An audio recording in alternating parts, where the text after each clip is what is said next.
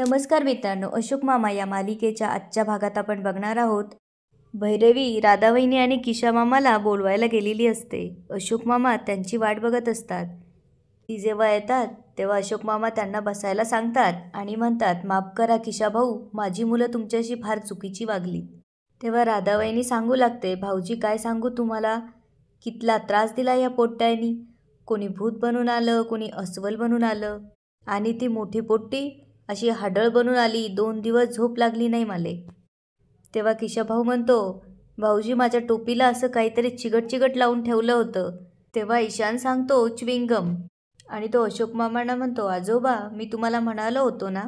तेव्हा इरा त्याच्या कानात बोलते, कॉंग्रॅच्युलेशन्स, तुला करेक्ट बोलल्याबद्दल 5 पॉईंट्स मिळाले. तेव्हा अशोक मामा किशा भाऊ आणि राधावहिनींना म्हणतात, म्हणूनच मी तुम्हाला यांच्यापासून लांब ठेवणार आहे. त्यावर राधावहिनी म्हणते, हे बेस्ट केलं, दृष्टी आड सृष्टी. तेव्हा किशाभाऊ तिला विचारतो, पण आपण कुठं राहणार. त्यावर ती म्हणते, ही सगळी लोक इथं राहतील जुन्या घरी आणि आपण ते 2 BHK घर पाहिलं ना, तिथं राहू. तेव्हा अशोक मामा त्यांना विचारतात, पण एवढं भाडं परवडेल का तुम्हाला. त्यावर राधावहिनी म्हणते, भाऊजी आता एवढे उपकार केले, आणखी थोडे उपकार करा. तेव्हा अशोक मामा त्यांना म्हणतात, तुम्हाला जसं वाटतं तसं अजिबात होणार नाहीये. तेव्हा इरा ईशानला 5 पॉईंट मिळाले असं म्हणते. अशोक मामा म्हणतात, पोरं गिचमिडीत आणि तुम्ही मस्त हवेशीर. आणि ते म्हणतात, मी तुमची नड समजू शकतो, पण समजून घ्यायला पण काही मर्यादा असतात.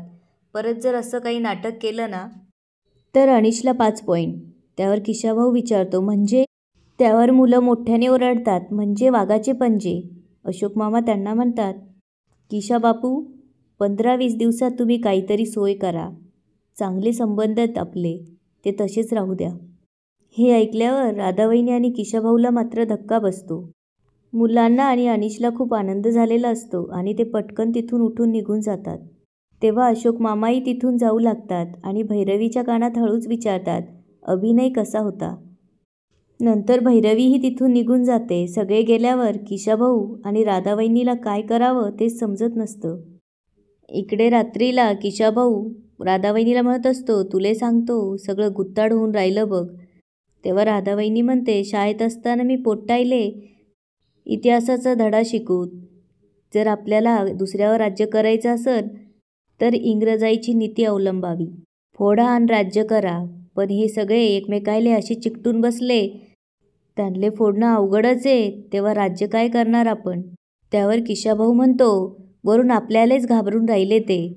हे सगळं कशासाठी, तर आपण जावं म्हणून. वरून आपला तो 2 BHKचा प्लॅन आपल्यावरच उलटला. त्यावर ती म्हणते, उलटणारच होता, काय दम होता का त्यात. माले असं वाटतं की त्यांची ही चले जाव चळवळ आहे ना, ती आपल्यावरच उलटणार आहे आणि त्या लाटेत आपण वाहून जाणार आहोत. त्यावर केशवभाऊ विचारू लागतो, मग आता करायचं काय. त्यावर राधावहिनी म्हणते, काय करायचं, महापुरे झाडे जाती तिथे लव्हाळे वाचती. तेव्हा केशवभाऊ विचारतो, काय ते लव्हाळे. त्यावर ती म्हणते, नाही समजणार तुम्हाला, म्हणजे आपण आता लव्हाळे होऊन राहायचं, एकदम शांत राहायचं, तेव्हा आपल्याला कोणी इथून काढू नाही शकणार. आज भैरवीचा ऑफिसचा पहिला दिवस असतो. अशोक मामा काळजीत असतात. अजून इतका वेळ झाला आवरलं नाही हिचं. तितक्यात भैरवी येते आणि अशोक मामांना नमस्कार करते. तेव्हा ते म्हणतात, आज तुझ्या नवीन प्रोजेक्टचा पहिला दिवस आहे. इतक्या लहान वयात तुला खूप मोठी संधी मिळाली आहे. तू नक्की या संधीचं सोनं करशील. मला तुझा खूप अभिमान वाटतोय बाळा. यशस्वी हो. सगळं काही छान होईल आणि टेन्शन अजिबात घेऊ नकोस. हे ऐकल्यावर भैरवीला खूप छान वाटतं. अशोक मामा तिला म्हणतात, आता तू जा, तुला उशीर होईल. तेव्हा भैरवी अनिशची वाट बघू लागते. तेव्हा अशोक मामा तिला म्हणतात, अनिशची वाट बघते, असं करा तुम्ही रमत गमत मस्त ऑफिसला जा, म्हणजे लंच टाईमला बरोबर ऑफिसला पोहोचशील. तेव्हा भैरवी मात्र लाजते आणि येते म्हणून तिथून निघते. तितक्यात अनिश पळत येतो आणि तिला ऑल दी बेस्ट म्हणतो. भैरवी म्हणते, थँक्यू, आणि बाबांवरचा रागसुद्धा सोडून दे आता अनिश. हे बघ, त्यांनासुद्धा तेच वाटतंय जे आपल्याला वाटतंय, फक्त त्यांना बोलता येत नाहीये. त्यावर अनिश म्हणतो, हो मला कळतंय, पण बाबांनी एकदा तरी आपल्या सगळ्यांचा विचार करायला हवा होता की नाही. मला त्याचा राग येतोय. आणि तो म्हणतो, पण जाऊ दे, तुला खूप मोठी अपॉर्च्युनिटी मिळाली आहे, त्यामुळे तू या गोष्टींचा विचार करू नकोस. तू तुझ्या कामावर कॉन्सन्ट्रेट कर आणि बाकी घरातल्या सगळ्या गोष्टींचा विचार करायला आहेच मी.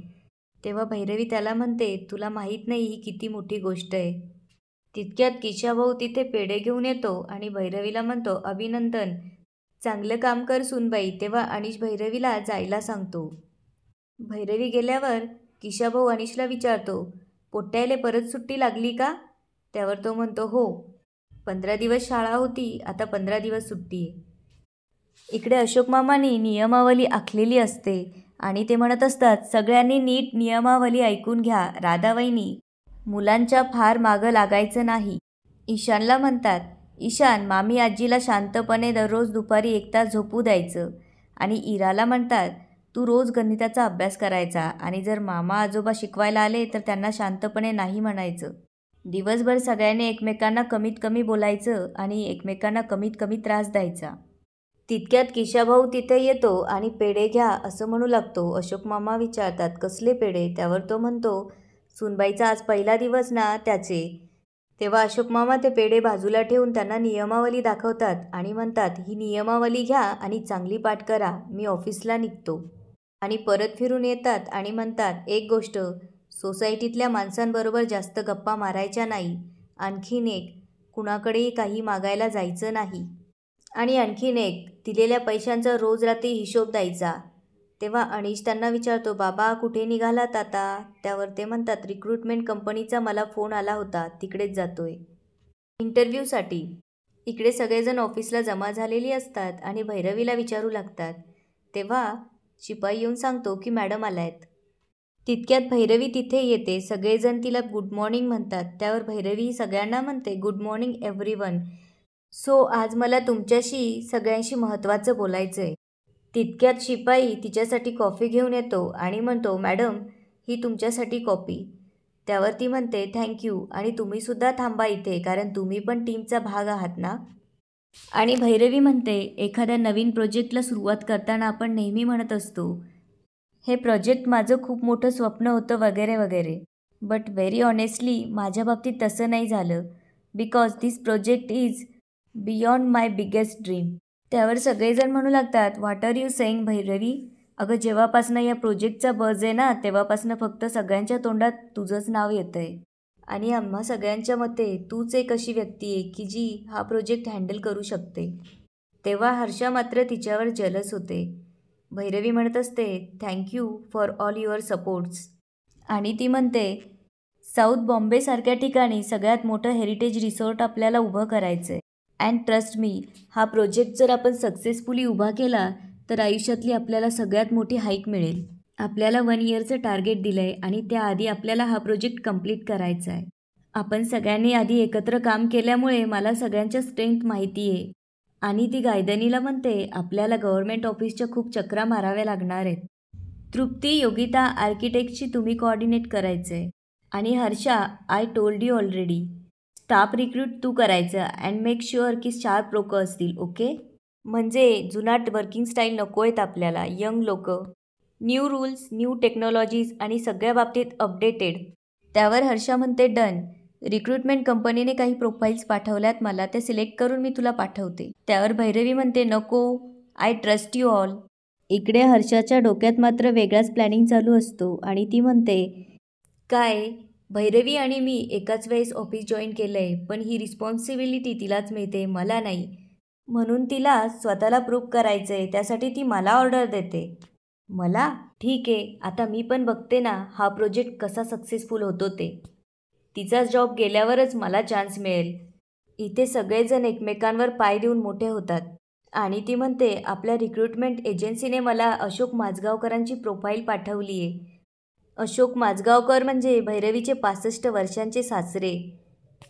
एकदम रूड आणि आउटडेटेड. मला पण बघायचं आहे आता भैरवीचे सासरे कसा तिचा जीव नकोसा करतात ते. आणि याच ठिकाणी आजचा एपिसोड संपतो. आता पुढे काय होणार ते बघूया उद्याच्या एपिसोडमध्ये. धन्यवाद.